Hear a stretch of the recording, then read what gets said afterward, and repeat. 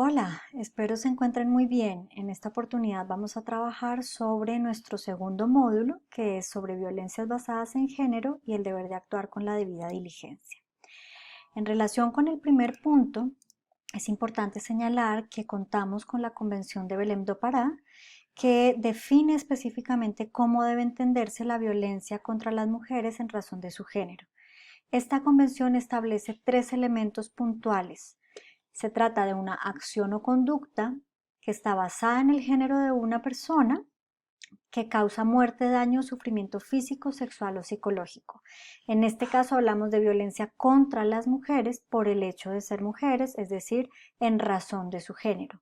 Si ustedes observan, esta definición que está en la Convención de Belém do Pará se adecúa, se sintoniza con la definición de discriminación que está en la Convención de la CEDAW. Recuerden ustedes, una acción o restricción, preferencia basada en un motivo prohibido, en este caso el género, y que tiene por efecto o resultado afectar derechos, en este caso muerte, daño o sufrimiento de cualquiera de estos tipos.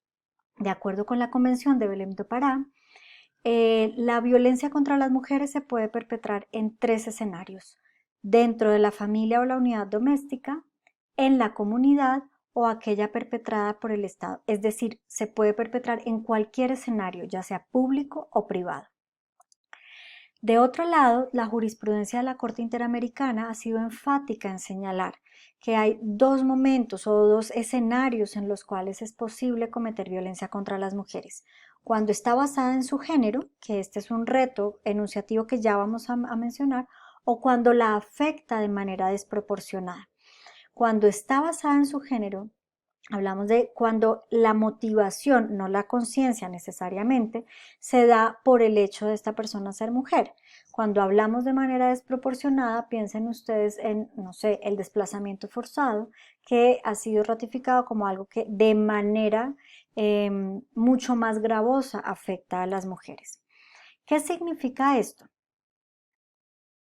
Significa, para el primer caso, que hay una relación estrecha entre el concepto de discriminación y el concepto de violencia contra las mujeres. Es decir, no puede existir la violencia contra las mujeres si no se entiende que esta es una manifestación extrema de la discriminación en contra de las mujeres. En otras palabras, la violencia contra las mujeres no es un fin en sí mismo, es un mecanismo, es una estrategia utilizada para mantener intactas las relaciones de poder que soportan la violencia o la discriminación contra las mujeres. Ahora, la pregunta es: ¿cómo pruebo yo que un hecho está relacionado con el género de una mujer? Primero, yo tengo un hecho de violencia. Segundo, asumo que es constitutivo de un acto de discriminación y a su vez, como lo vimos en el módulo pasado, asumo que esa discriminación está basada en estereotipos de género. Es decir, yo tengo que tener la capacidad de argumentar que ese hecho de violencia está basado en un estereotipo. Ejemplo, violencia de pareja, porque no sé, el agresor manifiesta que la mujer no preparó rápidamente los alimentos. Eso es un estereotipo de género, donde la mujer es la encargada del cuidado del otro y la encargada de las labores domésticas. ¿Listo? Ahora, todos los sistemas, y en particular el interamericano, han asumido que esta definición de violencia contra las mujeres reviste una serie de deberes especiales para los estados. El primero de ellos es el de respeto, en cuanto sus agentes deben abstenerse de perpetrar cualquier tipo de violencia. El segundo de garantía, que ya lo veremos, y el tercero el de protección. En cuanto al deber de garantía, en varios casos la jurisprudencia interamericana ha definido que se trata de una obligación de medio orientada a la prevención del comportamiento de violencia, es decir, a adecuar todo el aparato estatal para impedir que los hechos se cometan. Ejemplo, teniendo normativas claras, teniendo protocolos claros, teniendo personal capacitado. Básicamente se trata de todo el desarrollo de política pública. ¿Esto qué significa? Que no todo hecho en el que una mujer es víctima de violencia en razón de su género es automáticamente generador de responsabilidad internacional del Estado. Es decir, Aunque como esta es una obligación, la de prevención general es una obligación de medio, si se incumple, digamos, si sus efectos igual se dan, no automáticamente implica la responsabilidad estatal. Para que ello ocurra, se requieren tres elementos. El primero, la existencia de un riesgo real e inmediato para un individuo o grupo de individuos. Este riesgo no es general, no es el riesgo de todas las mujeres en una ciudad. Es un riesgo real e inmediato, es un riesgo donde es predecible que el hecho se va a cometer. Piensen ustedes en un ciclo de la violencia en una relación de pareja. Piensen ustedes en la continuidad de violencias sexuales, por ejemplo, en un paradero de autobús. Ahí hay un riesgo real e inmediato. El segundo elemento es que las autoridades deben conocer, conozcan o deben conocer esa situación de riesgo. Es decir, o la víctima puso u otra persona puso en conocimiento de la autoridad de este hecho, o en razón de cómo ocurrió tenía el deber de conocer que la persona estaba en un riesgo. Piensen ustedes en el caso de Yarse y otras, comúnmente conocido como Comuna 13, cuando el Estado eh, da una orden de libertad a un preso que es quien después asesina a la víctima. Tenía el deber, sabía que la víctima estaba en riesgo. Y el tercer es, ya existiendo un riesgo inminente del cual tiene conocimiento, que no adopte medidas razonables para prevenir o evitar que el riesgo se consuma. Por ejemplo, un hecho de violencia, un ciclo de violencia contra mujeres por parejas, donde la víctima denuncia a la comisaría de familia y la comisaría simplemente emite un telegrama diciendo al agresor que se abstenga de cometer el hecho, pero no hace ningún tipo de seguimiento y no emite ninguna orden de protección. Allí se compromete la responsabilidad del Estado. Adicionalmente, la Corte ha tenido la oportunidad de conocer, la Corte Interamericana, muchos hechos de violencias contra las mujeres, donde las mujeres son desaparecidas y posteriormente encontradas con rastros de tortura y violencia sexual. En estos casos, la Corte ha desarrollado lo que llama la teoría de los dos momentos. Y lo que ha dicho es, antes de la desaparición, cuando no existía un riesgo inmediato, inminente frente a una persona, estamos hablando de un incumplimiento a un deber de prevención general. Y este incumplimiento no es fuente de responsabilidad internacional.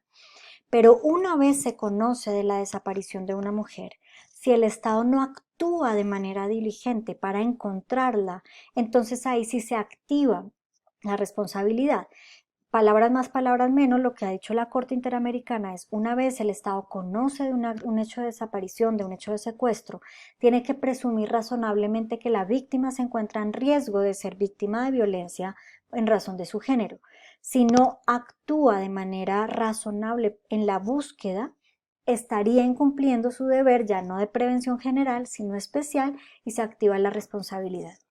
En casos de desaparición, la Corte ha señalado que el Estado tiene que presumir que la persona se encuentra con vida hasta que la encuentre. Es decir, no debe cesar en ningún momento la búsqueda.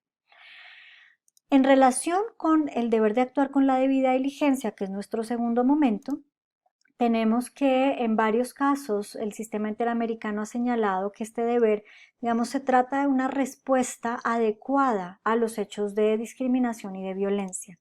A su vez implica tres escenarios: el escenario de protección, de justicia y de prevención general que acabamos de hablar. En cuanto a la justicia, el sistema nos ha señalado que el primer deber del Estado es que quien conoce de los hechos tiene que ser una persona imparcial, y esa imparcialidad tiene dos niveles: una imparcialidad objetiva y una imparcialidad subjetiva. La objetiva es que sea el juez natural para conocer del hecho. La subjetiva ya se trata es de una imparcialidad que haga que quien tome la decisión esté libre de cualquier tipo de prejuicio que pueda afectar el caso. Si no tiene esta libertad de prejuicios, estamos hablando de unas decisiones viciadas que afectan seriamente el artículo 8 y 25, que tienen que ver con el acceso a la justicia. También nos ha dicho que se requiere del desarrollo de ciertas medidas en relación con la forma como se tramitan los casos. El primero, frente a la declaración de la víctima, debe hacerse en un ambiente cómodo y seguro, registrada para evitar la repetición, y en casos de agresión sexual es necesario que se contemplen todas las medidas adecuadas para la preservación de la prueba, para que evitar la repetición y especialmente para tomar los exámenes necesarios para que no se reduzca la veracidad de la declaración de la víctima sin que esto se entienda como una obligación de tener este tipo de pruebas. Por eso la Corte ha señalado que se deben obtener otras pruebas, manejar diligentemente la prueba, eh, identificar planes investigativos que contemplen distintas hipótesis y no solamente una. Adicionalmente, debe darse atención médica, sanitaria y psicológica de calidad, de emergencia y continua, en casos de violencia sexual, pues por persona idónea, capacitada y del sexo que la víctima indique, y en el caso de niños y niñas, pues con el consentimiento informado de acuerdo con su grado de madurez. Adicionalmente, se requiere la asistencia jurídica gratuita a la víctima y esto digamos que realza la labor en el caso colombiano de la Defensoría del Pueblo. Adicionalmente, se debe incluir la perspectiva de género en este tipo de investigaciones y esto que sigue es muy importante. El fin último del paso por la justicia no es otro que reiterar la condena por la violencia en razón del género, es decir, el objetivo no es solamente castigar al agresor, es que la sociedad entienda en su conjunto que estos hechos no van a ser tolerados por el Estado. Otro elemento muy importante es el deber de investigar el contexto.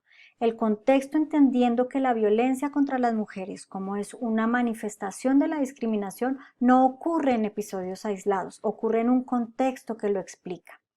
En ciertos casos es necesario presumir que hay un hecho discriminatorio para evitar que las investigaciones vayan por cursos que no son los adecuados, por ejemplo, asumiendo que es un crimen mal llamado pasional, cuando realmente estamos ante un hecho de discriminación. Esto nos lleva a que se deben investigar los estereotipos discriminatorios, a que se debe dar protección inmediata a las víctimas en caso de requerirlo y de acompañamiento psicosocial.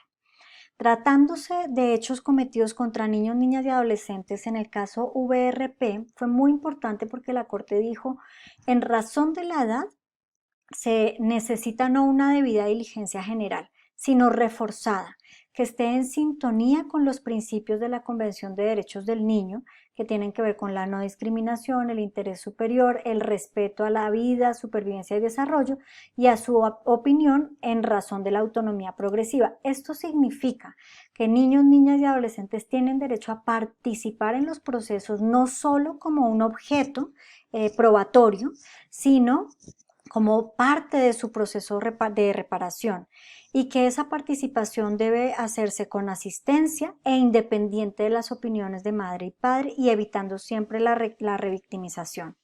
Es necesario que se reduzca al máximo el impacto emocional de estos hechos y que las entrevistas se den en entornos seguros, sin que puedan ser interrogados de manera directa por las partes.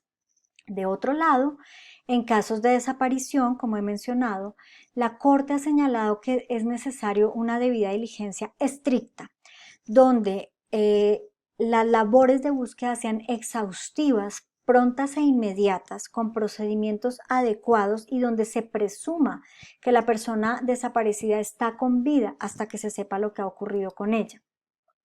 En estos casos es necesario investigarse en un contexto mucho más amplio de desapariciones de mujeres que debe ser investigado de manera oficiosa, teniendo en cuenta los indicios de violencia sexual, incluyendo perspectiva de género y por personal capacitado. En materia de protección, un caso muy importante es el de Jessica González O'Lenahan contra Estados Unidos, en donde señala que es necesario que el Estado actúe de manera coordinada para emitir medidas de protección que minimicen los riesgos de la violencia, incluida la violencia, y que este mecanismo es vital para garantizar la debida diligencia de todas, digamos, en estos hechos. En conclusión, tenemos una serie de conceptos que nos remiten, nos hablan de estereotipos, que son la base de la discriminación, que a su vez son la base de la violencia y que tienen que ser enfrentados con el deber de actuar con la debida diligencia por parte del Estado. Les invito a ver todo el material pedagógico que está en el aula virtual y aquí estoy ante cualquier duda. Un saludo.